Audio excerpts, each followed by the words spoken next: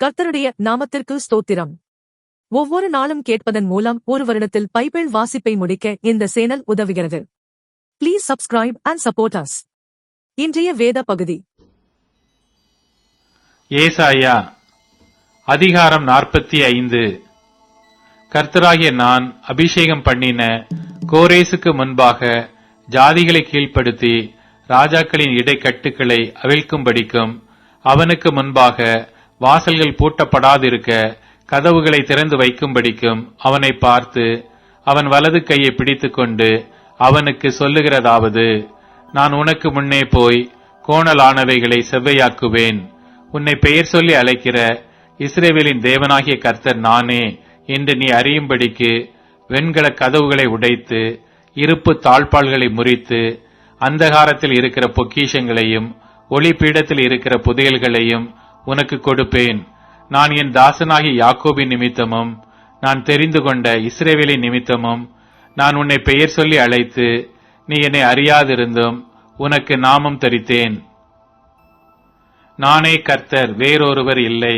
என்னை தவிர தேவன் இல்லை.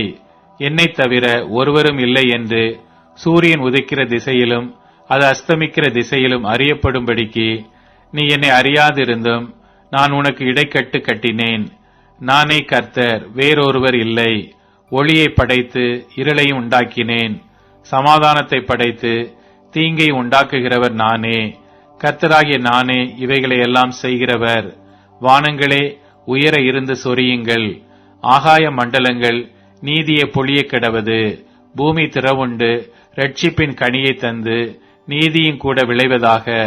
கர்த்தராகிய நான் இவைகளை உண்டாக்குகிறேன். மண்ணோடுகளுக்கொத்த ஓடாயிருந்தும் தன்னை உருவாக்கினவரோட வழக்காடுகிறவனுக்கு ஐயோ. களிமண் தன்னை உருவாக்கினவனை நோக்கி என்ன செய்கிறாய் என்று சொல்லத்தகுமோ? உன் கிரியையானது அவருக்கு கைகள் இல்லை என்று சொல்லலாமோ? தகப்பனை நோக்கி ஏன் ஜனிப்பித்தாய் என்றும் தாயை நோக்கி ஏன் பெற்றாய் என்றும் சொல்லுகிறவனுக்கு ஐயோ. இஸ்ரவேலின் பரிசுத்தரும் அவனை உருவாக்கினவருமாகிய கர்த்தர் சொல்லுகிறதாவது, வருங்காரியங்களை என்னிடத்தில் கேளுங்கள். என் பிள்ளைகளை குறித்தும் என் கரங்களின் கிரியைகளை குறித்தும் எனக்கு கட்டளையிடுங்கள். நான் பூமியை உண்டு பண்ணி நானே அதன் மேல் இருக்கிற மனுஷர்களை சிருஷ்டித்தேன். என் கரங்கள் வானங்களை விரித்தன. அவைகளின் சர்வ சேனையையும் நான் கட்டளையிட்டேன். நான் நீதியின்படி அவனை எழுப்பினேன். அவன் வழிகளை எல்லாம் செவ்வைப்படுத்துவேன். அவன் என் நகரத்தை கட்டி சிறைப்பட்டு போன என்னுடையவர்களை கிரயம் இல்லாமலும் பரிதானம் இல்லாமலும் விடுதலையாக்குவான் என்று சேனைகளின் கர்த்தர் சொல்லுகிறார். எகிப்தின் சம்பாத்தியமும் எத்தியோப்பியாவின் வர்த்தக லாபமும் நெடிய ஆட்களாகிய சபையரின் வர்த்தக லாபமும் உன்னிடத்திற்கு தாண்டி வந்து உன்னுடையதாகும். அவர்கள் உன் பின்னே சென்று விலங்கிடப்பட்டு நடந்து வந்து உன்னுடனே மாத்திரம் தேவன் இருக்கிறார் என்றும் அவரை அல்லாமல் வேறு தேவன் இல்லை என்றும் சொல்லி உன்னை பணிந்து கொண்டு உன்னை நோக்கி விண்ணப்பம் பண்ணுவார்கள் என்று கர்த்தர் சொல்லுகிறார். இஸ்ரவேலின் தேவனும் இரட்சகருமாகிய நீர் மெய்யாகவே உம்மை மறைத்துக் கொண்டிருக்கிற தேவனாயிருக்கிறீர். விக்கிரகங்களை உண்டு பண்ணுகிற அனைவரும் வெட்கப்பட்டு இலச்சை அடைந்து ஏகமாய் கலங்கி போவார்கள். இஸ்ரவேலோ கர்த்தராலே நித்திய ரட்சிப்பினால் ரட்சிக்கப்படுவான். நீங்கள் என்றென்றைக்கும் உள்ள சதா காலங்களிலும் வெட்கப்படாமலும் கலங்காமலும் இருப்பீர்கள். வானங்களை சிருஷ்டித்து பூமியையும் வெறுமையாயிருக்க சிருஷ்டியாமல் அதை குடியிருப்புக்காக செய்து படைத்து அதை உருவேற்படுத்தின தேவனாகிய கர்த்தர் சொல்லுகிறதாவது, நானே கர்த்தர், வேறொருவர் இல்லை. நான் அந்தரங்கத்திலும் பூமியின் அந்தகாரமான இடத்திலும் பேசினதில்லை. விருதாவாக என்னை தேடுங்கள் என்று நான் யாக்கோபின் சந்ததிக்கு சொன்னதுமில்லை. நான் நீதியை பேசி யதார்த்தமானவைகளை அறிவிக்கிற கர்த்தர். ஜாதிகளில் நின்று தப்பினவர்களே, கூட்டங்கூடி வாருங்கள், ஏகமாய் சேருங்கள். தங்கள் விக்கிரகமாகிய மரத்தை சுமந்து ரட்சிக்க மாட்டாத தேவனை தொழுது கொள்ளுகிறவர்கள் அறிவில்லாதவர்கள். நீங்கள் தெரிவிக்கும்படி சேர்ந்து ஏகமாய் யோசனை பண்ணுங்கள். இதை பூர்வ கால முதற்கொண்டு விளங்க பண்ணி அந்நாள் துவக்கி இதை அறிவித்தவர் யார்? கர்த்தராகிய நான் அல்லவோ? நீதிபரரும் இரட்சகருமாகிய என்னை அல்லாமல் வேறே தேவன் இல்லை. என்னை தவிர வேறொருவரும் இல்லை. பூமியின் எல்லையெங்கும் உள்ளவர்களே, என்னை நோக்கி பாருங்கள், அப்பொழுது ரட்சிக்கப்படுவீர்கள். நானே தேவன், வேறொருவரும் இல்லை. முழங்கால் யாவும் எனக்கு முன்பாக முடங்கும், நாவு யாவும் என்னை முன்னிட்டு ஆணையிடும் என்று நான் என்னைக் கொண்டே ஆணையிட்டிருக்கிறேன். இந்த நீதியான வார்த்தை என் வாயிலிருந்து புறப்பட்டது, இது மாறுவது இல்லை என்கிறார். கர்த்தரிடத்தில் மாத்திரம் நீதியும் வல்லமையும் உண்டென்று அவனவன் சொல்லி அவரிடத்தில் வந்து சேருவான். அவருக்கு விரோதமாய் எரிச்சல் கொண்டிருக்கிற யாவரும் வெட்கப்படுவார்கள். இஸ்ரவேலின் சந்ததியாகிய யாவரும் கர்த்தருக்குள் நீதிமான்களாக்கப்பட்டு மேன்மை பாராட்டுவார்கள்.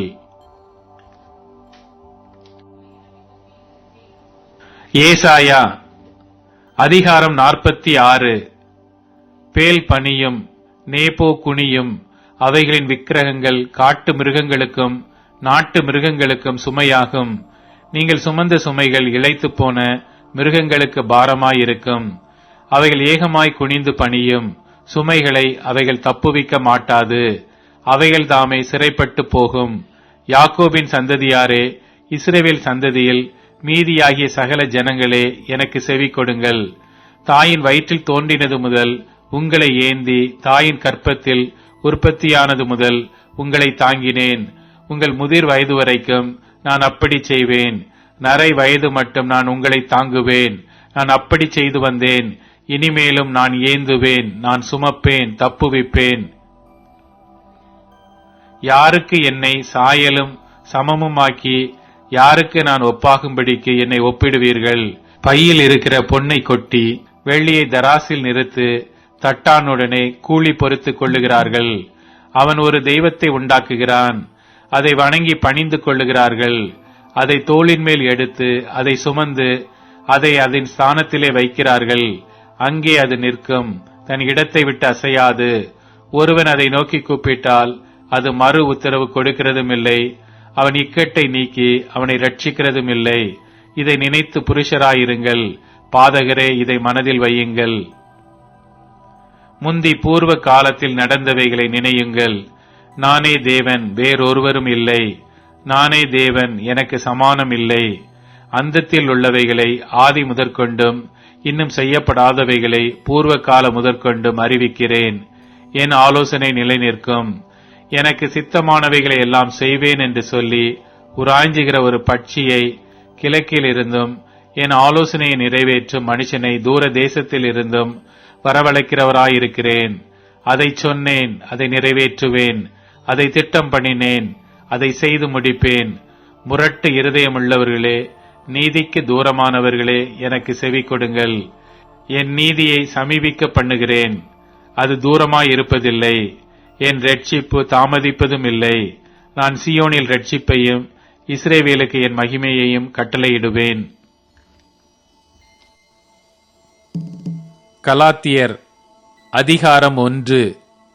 மனுஷராலும் அல்ல, மனுஷன் மூலமாயும் அல்ல, இயேசு கிறிஸ்துவினாலும் அவரை மரித்தோரிலிருந்து எழுப்பின பிதாவாகிய தேவனாலும் அப்போஸ்தலனாயிருக்கிற பவுலாகிய நானும் என்னுடனே கூட இருக்கிற சகோதரர் எல்லாரும் கலாத்தியா நாட்டிலுள்ள சபைகளுக்கு எழுதுகிறதாவது: பிதாவாகிய தேவனாலும் நம்முடைய கர்த்தராகிய இயேசு கிறிஸ்துவினாலும் உங்களுக்கு கிருபையும் சமாதானமும் உண்டாவதாக.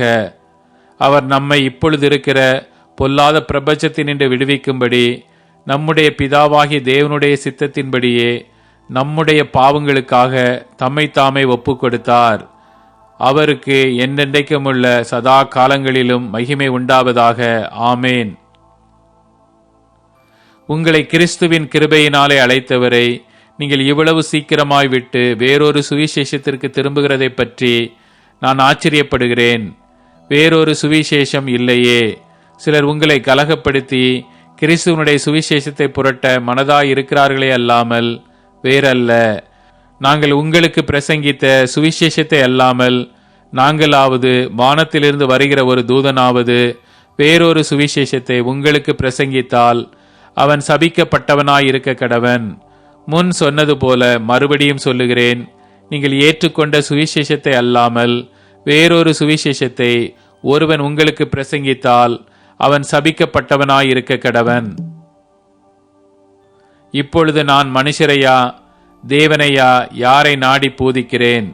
மனுஷரையா பிரியப்படுத்த பார்க்கிறேன்? நான் இன்னும் மனுஷரை பிரியப்படுத்துகிறவனாயிருந்தால் நான் கிறிஸ்துவின் ஊழியக்காரன் அல்லவே. மேலும் சகோதரரே, என்னால் பிரசங்கிக்கப்பட்ட சுவிசேஷம் மனுஷருடைய யோசனையின்படி ஆனதல்லவென்று உங்களுக்கு தெரிவிக்கிறேன். நான் அதை ஒரு மனுஷனால் பெற்றதுமில்லை, மனுஷனால் கற்றதுமில்லை. இயேசு கிறிஸ்துவே அதை எனக்கு வெளிப்படுத்தினார். நான் யூத மார்க்கத்தில் இருந்தபோது என்னுடைய நடக்கையை குறித்து கேள்விப்பட்டிருப்பீர்கள்.